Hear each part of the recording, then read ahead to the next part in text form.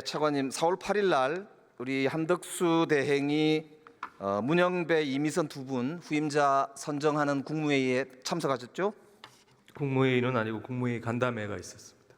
거기서 의견들을 서로 나눌 때 이완규 법제처장이 그 자리에 있었죠? 제가 그까지는 기억을 잘 못하겠습니다. 간담회였습니다. 말 그대로. 참석자를 기억을 못합니까? 자세히 정확하게 보지는 못했던 걸로 기억해요. 국민들 앞에 거짓말하시면 안 됩니다. 네. 제가 정확히 기억을 못하겠습니다. 그거는 그때 계셨는지 안 계셨는지.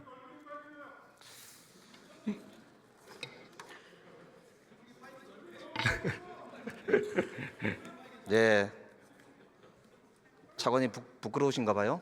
아니 제가 정확히 잘 기억을 못하고 있습니다. 참석 여부에 대해. 이완규 법제처장이 지금 국수본으로부터 수사를 받고 있죠?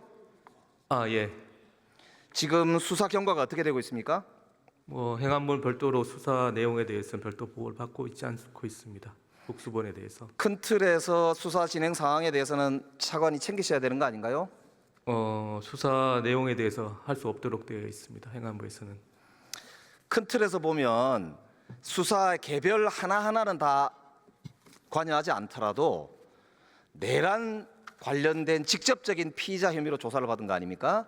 그것도 국무위원 중에 한 사람이에요. 이런 경우는 차관이 책임을 지고 수사 상황이 점검이 되도록 조치하는 게 저는 옳다고 보거든요. 챙기시기 바랍니다. 네. 법제처가요, 헌법주석서라는 걸 발간을 했거든요. 거기에 보면 대통령 직무대행의 범위는 현상 유지 위주로 해야 된다, 새로운 걸 하면 안 된다, 이렇게 되어 있고요. 서울대 총장이자 한국법학교수회 회장인 성낙인 교수 헌법학 책에도 권한대행의 범위 밖에 있는 게 헌법재판소장, 헌법재판관, 대법원장, 대법관 등의 임명이라고 명시되어 있습니다. 이 견해에 대해서 어떻게 생각하십니까? 우리 헌법에는 대통령 권한대행의 권한 범위에 대해서 특별한 규정이 없고 학계나 실무에서는 다양한 견해가 있는 것으로 알고 있습니다. 장관님 견해는 어떠십니까? 저는 여러 견해 중에 여러 가지 상황을 나누어서 설명하는 경우도 있습니다만 권리와 사고는 다르다고 생각을 하고, 그 다음에 이 헌법재판소 구성을 입법, 사법, 행정으로 나누어서 임명하도록 되어 있는데 지금 문제되는 부분은 행정부 몫으로 되어 있는 부분이라서 총리께서 필요성이 있다면 임명할 수 있다고 생각을 하고 그렇게 총리께서 판단하고 결정한 것으로 알고 있습니다. 자, 한덕수 대행이 12월 26일인가요? 담화문 발표한 내용 아시죠? 거기 보면 헌법기관 임명을 포함한 대통령의 중대한 고유권한 행사는 자제하라는 것이 우리 헌법과 법률에 담긴 일관된 정신입니다 라고 한덕수 대행이 본인 입으로 직접 발표한 발표문이에요. 이때와 지금은 대통령께서 권한 정지 상태인 경우하고 완전히 거리된 상태하고 상황이 좀 다른 거 아닌가 생각을 합니다. 지금 법꾸라지의 면모를 지금 정확하게 보여주시는 거거든요. 표현이 좀 과하십니다.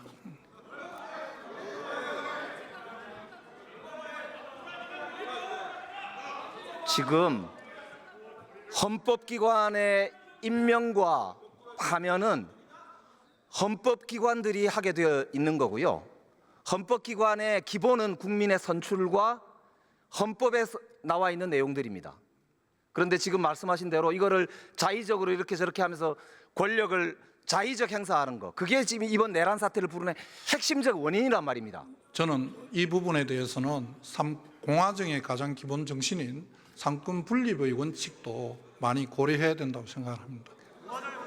삼권 분립의 정신이기 때문에 권한 대행은 선출된 자가 아니기 때문에 이 권한 행사를 하면 안 되는 거예요.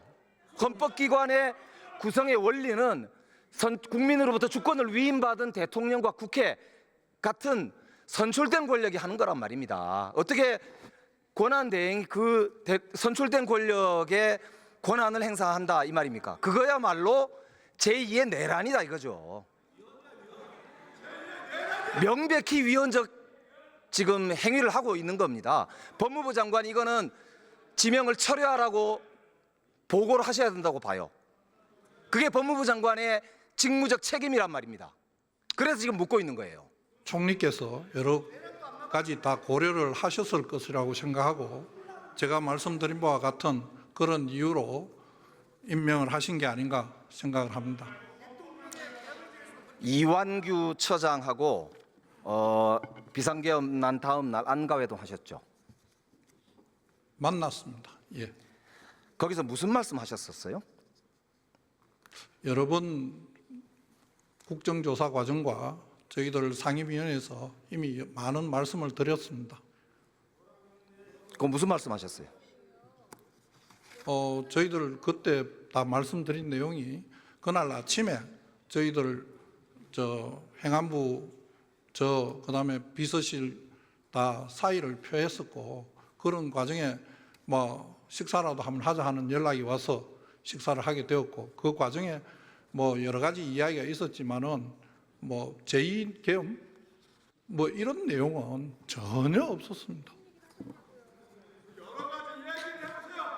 지금 장관께서 내란 공범 아니냐 이런 비판을 많이 받으시죠? 저는 내란 공범이라고 생각해 본 적이 한 번도 없고 내란을 공모한 적도 없습니다. 그렇기 때문에 그런 오해를 벗으시려면 조금 전에 제가 말씀드렸죠. 한덕수 대행이 내란 공범이라는 차원에서 충성하신다라는 말씀을 듣기 싫으시면은 헌재재판관 지명을 당장 철회하라고 보고하시기 바랍니다. 하시겠습니까?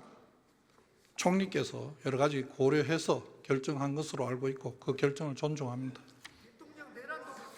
그 부분이 특히 지금 헌재에 가처분 사건으로 계류 중에 있으니까 제가 옳고 그름을 다 말씀드리기에는 적절하지 않습니다. 자, 오늘 보도를 보니까요.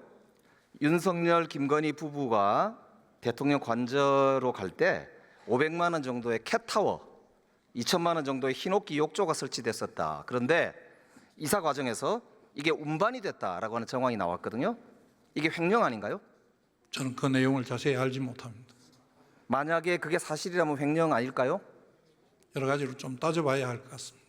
뭘 따지죠? 어떤 경위로 했는지 우선 사실관계를 제가 모르니까 대답을 드리기가 좀 어렵습니다. 자, 그러면 최근에 한 일주일 정도 사이에 관저 가신 적 있나요? 제가요? 네. 저는 직무정지를 당한 상태라서 어디로 가지를 못합니다. 대통령이 지금 그 파면 이후에 사적 만찬을 즐겼다고 나오잖아요. 모르겠다. 알지를 못합니다. 보도 안 보셨습니까? 저는 알지를 못합니다. 그게 만약에 예산으로 사용됐다면 횡령이지요? 그것도 뭐 가정을 전제로 말씀하시는 거라서 제가 대답드리기에 적절하지 않습니다.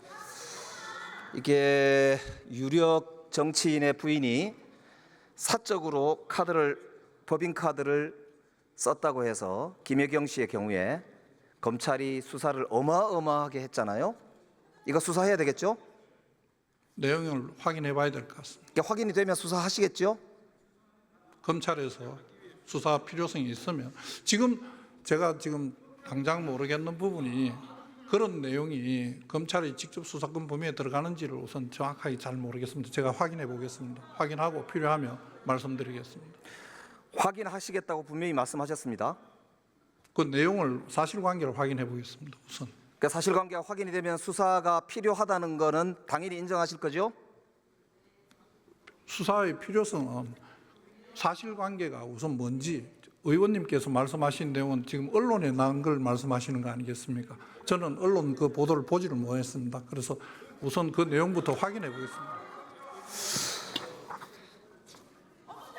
우리 법무부 장관은 수사 지휘권이 있지 않습니까? 수사 지휘권은 구체적인 사건에 대해서 있습니다. 예. 그래서 예. 내란 우두머리 혐의로 지금 정말 우리 대한민국 역사를 정말 어떻게 표현해야 될까요? 박살을 낸 내란 우두머리 혐의를 받고 있는 분입니다. 이런 분이 이런 횡령을 하는데 법무부 장관이 그렇게 소극적으로 답변하셔야 되겠습니까? 사실 확인해 보겠습니다. 사실 확인되면 바로 수사하시기 바랍니다. 확인하겠습니다. 존경하는 국민 여러분, 더불어민주당은 대한민국을 끝까지 지킬 것입니다. 끝까지 더불어민주당과 함께해 주십시오. 최선을 다하겠습니다. 고맙습니다.